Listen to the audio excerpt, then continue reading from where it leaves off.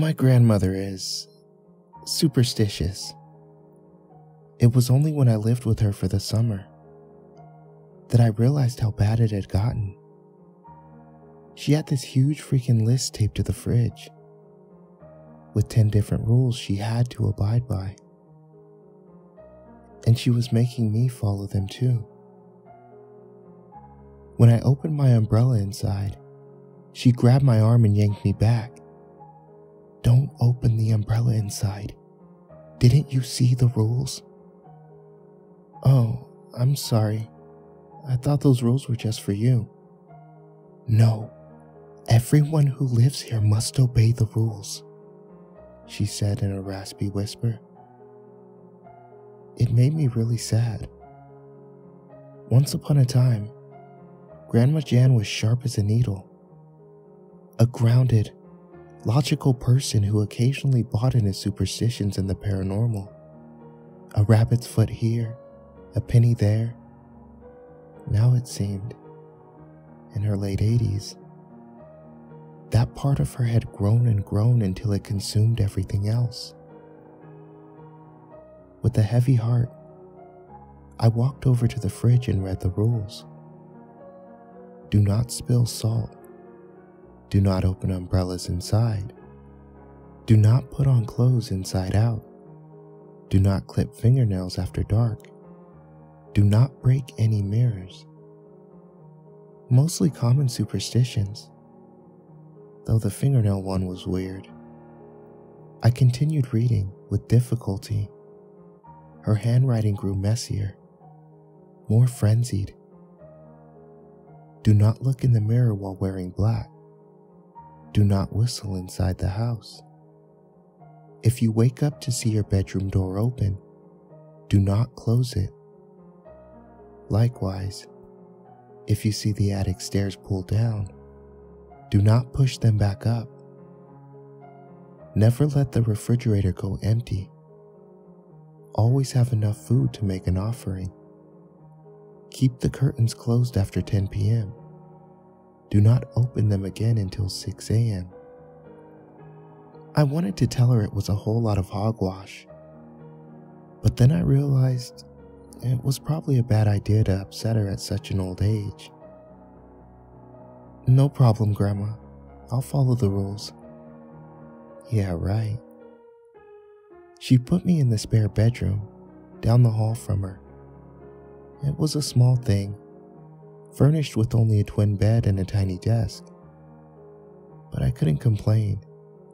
It was either this for free, or an apartment for $1,000 a month. But of course, the money wasn't the main reason I was here. My grandma probably wouldn't be around much longer. According to my mom, she kept getting these random bruises, and doctors were worried she had a blood disorder, and some other stuff I couldn't pronounce. I wanted to spend all the time I could with her. She was still my grandma. Still the one that comforted me when my first cat died. Still the one who taught me how to make the most amazing snickerdoodles. I loved her, even if I had to put up with some weird-ass rules. "I'm going to bed," she said, as she passed by my room that night. "Sleep well, Chrissy. I love you." "Good night, Grandma. I love you too." I spent an hour on the internet, then put away my computer and fell asleep. I woke up a few hours later, groaning in the darkness. I rolled over to see my bedroom door open. I didn't leave that open. I stared at it, half asleep, too tired to get up and close it. Oh, well, according to the rules, I can't close it anyway. I snuggled up to my pillow and closed my eyes. That's when I heard the whistling. A soft, melancholy tune coming from downstairs. Every muscle in my body froze. That was one of the rules, wasn't it? No whistling inside. So why would Grandma be whistling downstairs at 2 a.m.? I pulled myself out of bed and walked into the hallway. The attic stairs had been pulled down. The darkness from the attic bled down into the hallway, along with the faint smell of rust and rotten food. Behind it, Grandma's door hung open. I slowly descended the stairs. Grandma? The whistling stopped. When I entered the kitchen, it was empty. Grandma? Where are you? Over here. I looked up to see Grandma appear from the dark family room, wearing her floral nightdress. Did I wake you, honey? I'm so sorry. I wanted to get some milk for my heartburn. No, it's fine. I just thought you weren't supposed to whistle, I said with a chuckle. According to the rules. You heard the whistling? She asked, her eyes wide. I nodded. She grabbed my arm in a vice grip and led me back up the stairs. Go back to sleep, she demanded. Before I could reply, she disappeared back down the hallway, leaving my door open. I think my grandma's going crazy. Oh, are you talking about her rules? Mom said on the other end. I know they're eccentric, but she gets really upset if you break them. And the doctor, he doesn't want us to upset her, you know? I sighed. Isn't that bad for her mental health? We all go a little crazy near the end. Uncle Finley thought the government was taping all his phones in the 90s. Great-Grandma Beasley always talked about some bat following her around. It's just best to let sleeping dogs lie at this point. But the rules are so weird, Mom. Like, really freaking weird. And I woke up last night at 2 a.m. to find the attic stairs pulled down. I mean, what was she doing? You know what?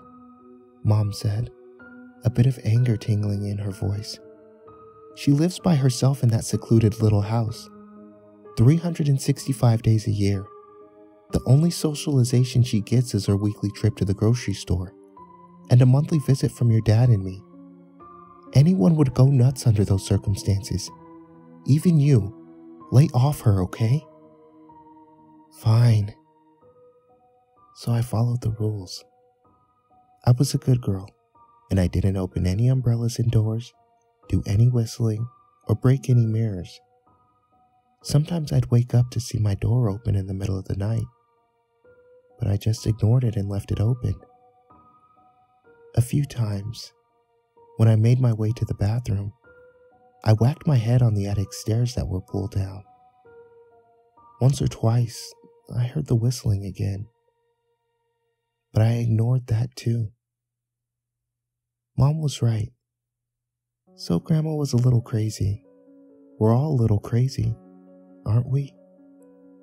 Maybe time just scratches all the normalcy we hide under, and we're all batshit insane at the end. Things were good as I accepted that reality. Then Sunday happened. I was watching Netflix when I heard a clink, then a shout. I threw my laptop on the bed and ran down the stairs. Grandma! I yelled, fearing the worst. Grandma, are you okay? I found her standing over the kitchen table, sobbing her eyes out. On the table was a salt shaker, tipped over, next to a pile of spilled salt. I didn't mean. I was just cleaning up the plates and I... She could barely make cohesive sentences through the sobs.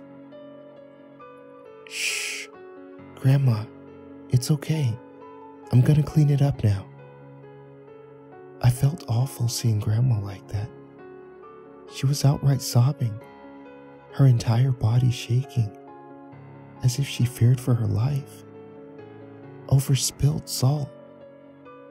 I brought my palm up to the table's edge and brushed the salt into it with my other hand. I was so sad for Grandma, but I was also incredibly unnerved. Seeing someone you love get so upset about something so trivial. It was disturbing. It's all clean, see? I said, brushing off my hands.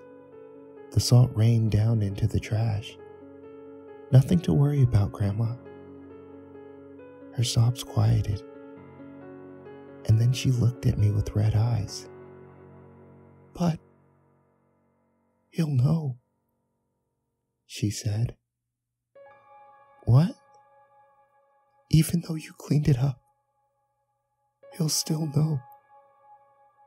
Who? She looked at me. The spirit of the house. The spirit of the house? Despite how skeptical I was of ghosts, spirits, and everything paranormal, I felt a shiver go down my spine. Wasn't it a legend that ghosts and spirits didn't like salt? That if you surrounded yourself with salt, you'd be protected from them? Propagating a superstition about spilling salt, that could be a ghost defense mechanism. If ghosts existed, which they absolutely positively did not. That night I barely slept a wink. I stared at my ceiling as the minutes ticked by. 2 a.m., 3 a.m., 4 a.m. It was around 4:15 that I heard something stir. Soft footsteps from overhead, from the attic. Every muscle in my body froze as I listened to the steps migrate towards Grandma's end of the house. Then, the metallic whine of the attic stairs being pulled down, followed by footsteps. I forced myself out of bed. It took a huge heaping serving of courage to do so, but I did. When I finally got to the door and pulled it open, the hallway was empty. Maybe the ghost is here, right now, staring at me, and I just don't know. No, shut up. Ghosts don't exist, you idiot. The back of my neck prickled, with the distinct awful feeling of being watched. But rather than run back into my own room, believe me, I really wanted to. I ran over to check on Grandma. Her door hung open, as usual. Grandma, are you okay?